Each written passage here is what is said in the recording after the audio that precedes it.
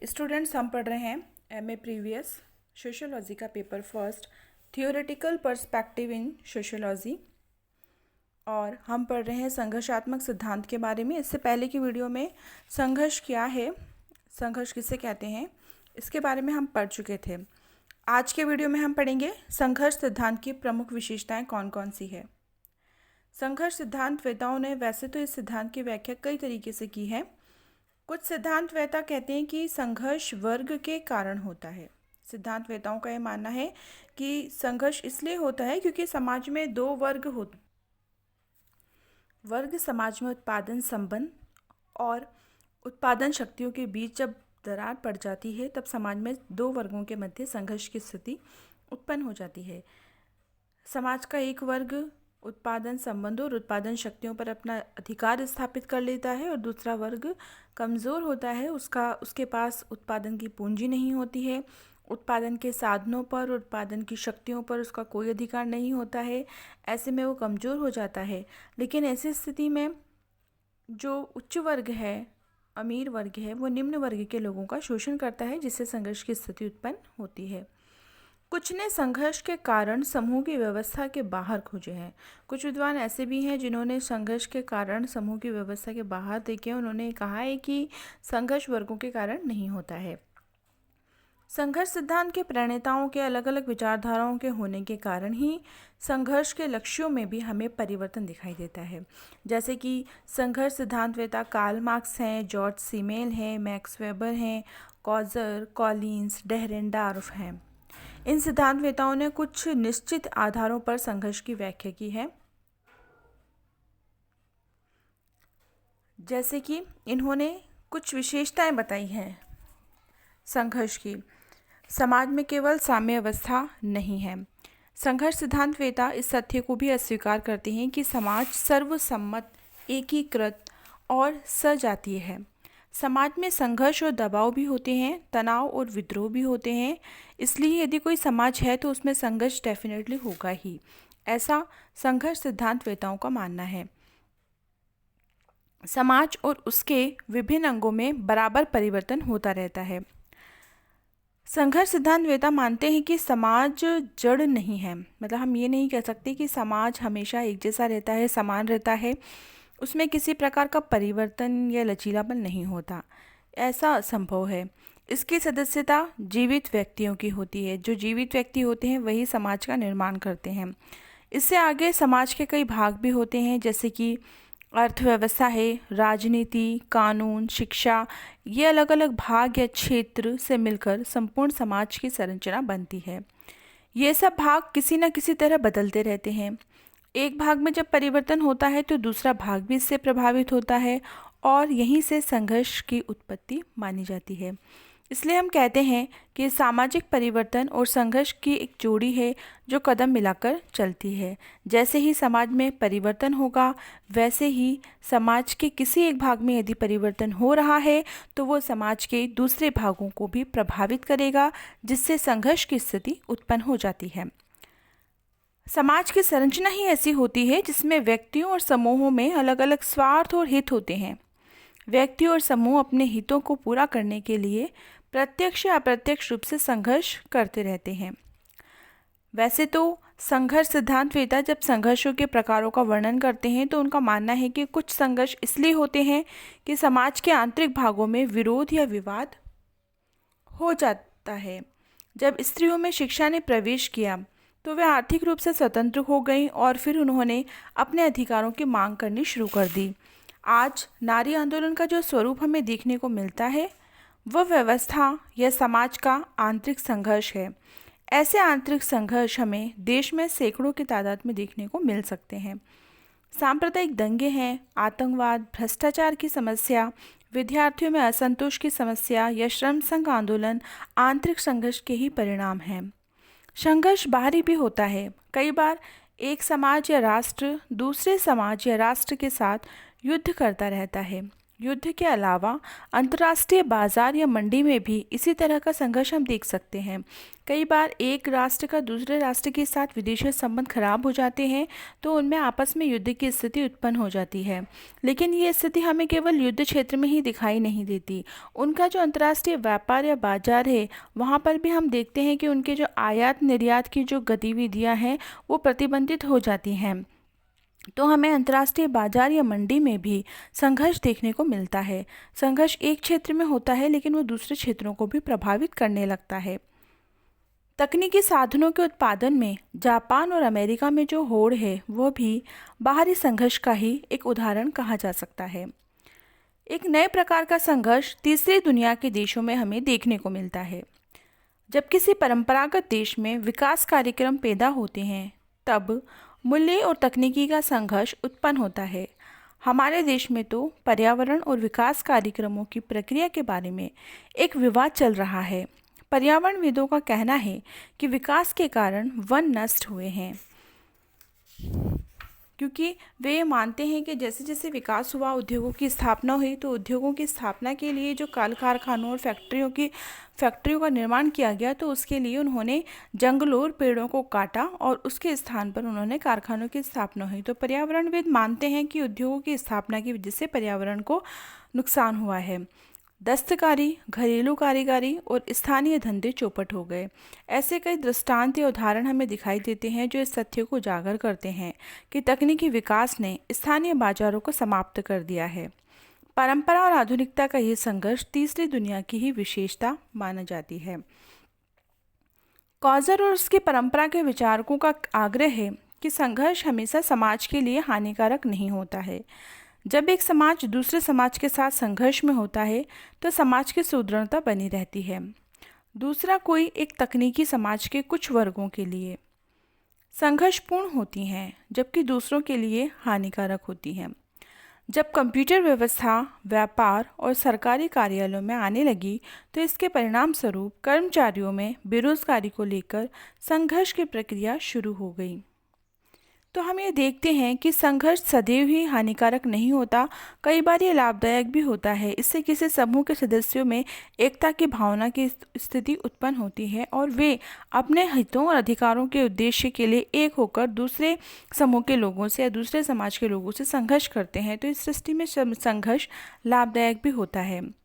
कुछ सिद्धांतवेता हैं जिन्होंने संघर्ष का प्रभावी लक्षण शक्ति के बंटवारे को बताया है। शक्ति वो प्रभाव है जिसके कारण दूसरों के व्यवहार को बदला जाता है।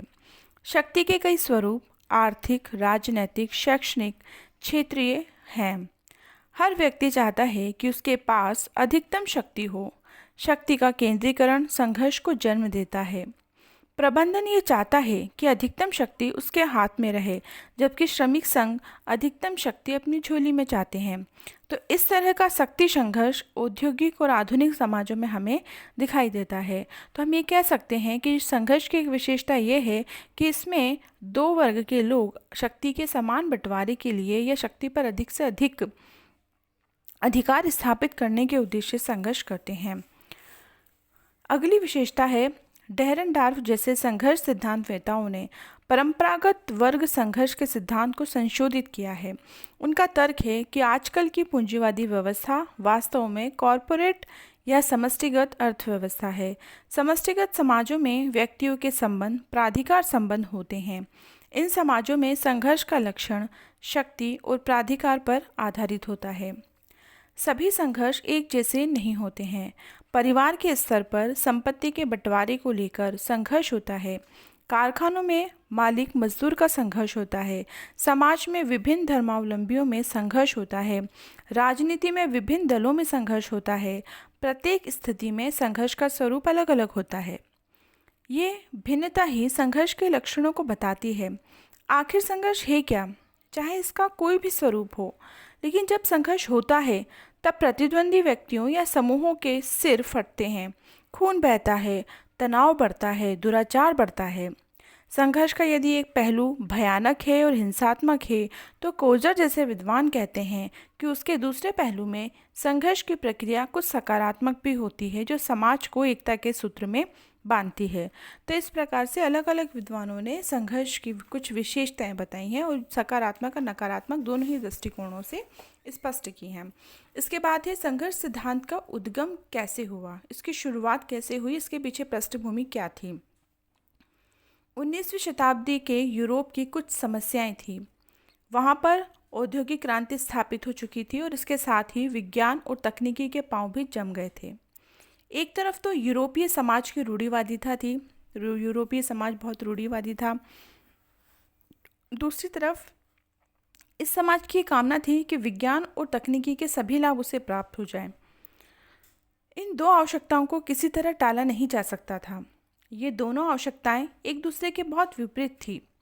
यदि वास्तव में समाज में विज्ञान को अपना लिया जाता है तो हमें वर्षों पुरानी परंपराएं खोनी पड़ती है और वो बिखर जाती हैं, क्योंकि अगर हम आधुनिकता को अपनाना चाहते हैं, विज्ञान को अपनाना चाहते हैं, तकनीकों को अपनाना चाहते हैं, तो ऐसी स्थिति में हमें अपनी रूढ़िवादी विचार, अपनी परंपरा और प्रथाओं का त्याग करना होता है, तभी हम आगे बढ़ सकते हैं। इस ऊहापोह में यूरोप ने अपने समाज की दिशा को विज्ञान और तकनीकी की ओर मोड़ा। इस शताब्दी में यह समझा जाने लगा कि यदि विज्ञान को अपनाया जाता है तो समाज विज्ञान के अध्ययन की विधियाँ वैज्ञानिक होगी और उन्हें हर तरफ से भरोसेमंद होना चाहिए। इस युग के समाज वैज्ञानिकों में, जिनमें टॉनिज, दुर्खिम, पैरेटो आदि हैं, सभी ने वैज्ञानिक पद्धतियों को अपनाया है। बाद में चलकर पता लगा कि उस समय प्रचलित प्रत्यक्षवादी साम्यवाद में इतनी क्षमता नहीं थी कि वह व्यक्तियों के बीच होने वाले संघर्ष का वैज्ञानिक विधि से अध्ययन कर सकें। अब यह स्पष्ट हो गया कि यदि संघर्ष जैसी घटना का वैज्ञानिक अध्ययन करना है तो वैज्ञानिक विधियों की पुनर्संरचना होनी चाहिए। एक बार यह स्थापित हो जाने के बाद कि मानव समाज में संघर्ष की केंद्रीय भूमिका है, यह प्रयास किया जाने लगा कि संघर्ष को प्रत्यक्षवादी दृष्टि से देखना चाहिए। जैसा कि हमने प्रारंभ में कहा, यूनान में हेराक्लिटस और उनकी विचारधारा के विद्वानों ने संघर्ष को एक बुनियादी तथ्य समझकर इसका अध्ययन किया। पॉलीबियस ने स्थापित किया कि राजनीतिक संस्थाओं के विकास में संघर्ष का बुनियादी स्थान है। पॉलीबियस की विचारधारा में राजशक्ति की एक निश्चित व्यवस्था थी। इब्न खाल्दून ने सभ्यता के विकास में संघर्ष की भूमिका को अधिक निश्चित व स्पष्ट रूप से रखा है। आज जिसे हम संघर्ष सिद्धांत कहते हैं, उसका विकास आनुभाविक धरातल पर हुआ है। संघर्ष को आनुभाविक धरातल देने का श्रेय डेविड ह्यूम और एडम फर्ग्यूसन को है। आर्थिक व्यवहार में थॉमस माल्थस ने भी स्थापित किया कि जीवित रहने के लिए आदमी कभी भी प्रतियोगिता से मुंह नहीं मोड़ सकता है, और डार्विन के संघर्ष सिद्धांत को जीव विज्ञान की ओर उन्होंने बढ़ाया है। यदि हम पश्चिमी देशों में देखें तो वहाँ संघर्ष सिद्धांत का इतिहास बड़ा रंगीन दिलचस्प है। कहीं तो संघर्ष द्वारा विशेष घटनाओं का निर्वचन किया गया है और कहीं तो उन्होंने संपूर्ण मानवीय व्यवहार का अध्ययन संघर्ष के द्वारा किया है। आज संघर्ष के क्षेत्र में कई क्रांतिकारी निर्वचन और संशोधन हुए हैं। आज जब हम संघर्ष सिद्धांत के बारे में सोचते हैं, उसकी विवेचना करते हैं, तो हम ये देखते हैं कि हम कई पूर्वाग्रहों से ग्रसित हैं। सामान्यतः ये समझा जा सकता है कि कार्ल मार्क्स ने जो कुछ लिखा है वही संघर्ष है। संघर्ष का अर्थ वर्ग संघर्ष से लिया जाता है। साथ ही हम ये समझते हैं कि युद्ध, सांप्रदायिक दंगे, आतंकवाद, मुठभेड़, यही सब कुछ संघर्ष है। लेकिन वास्तविकता यह है कि प्रतियोगिता, प्रतिस्पर्धा, प्रतिरोध, शत्रुता आदि भी संघर्ष के जनक होते हैं। हमारे देश में जब हम संघर्ष सिद्धांत की व्याख्या करते हैं तो शायद ये स्वीकार किया जाता है कि मैक्स वेबर ने अपनी किस्म के संघर्ष सिद्धांतवेता थे। हाल ही में उन्होंने यूरोप और अमेरिका में संघर्ष सिद्धांत के क्षेत्र में जो भी हमें साहित्य नज़र आ रहा है, उसका एकमात्र उद्देश्य एक ऐसे सिद्धांत का निर्माण करना है जो संघर्ष सिद्धांत का विकल्प हो सके।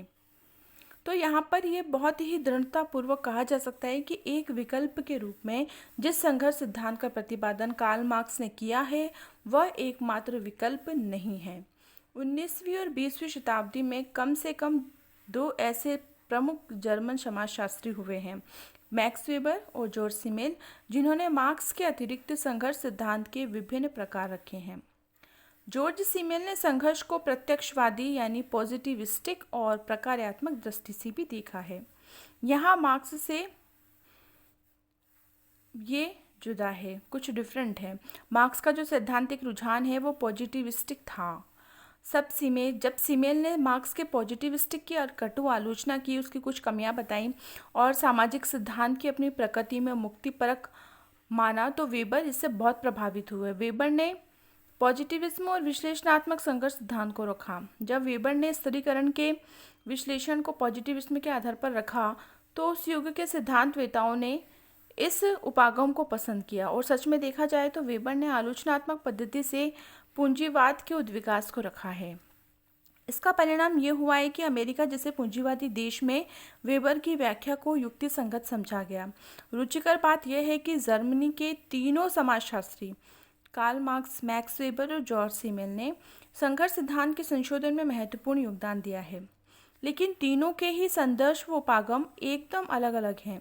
इस विभिन्नता के होते हुए भी जो इन तीनों सिद्धांतवेताओं में समान है वो उसके विश्लेषण के तत्व हैं और उसकी अवधारणाएं हैं। तीनों ही सिद्धांतवेता किसी न किसी संदर्भ में गैर बराबरी, शक्ति, प्रभुत्व और संघर्ष के अवधारणाओं का प्रयोग करते हुए हमें दिखाई देते हैं। संघर्ष के जो स्वरूप इन्होंने रखे हैं वे द्वंद्वात्मकता से लेकर प्रकार्यात्मक संघर्ष की सीमा तक पहुंच जाते हैं।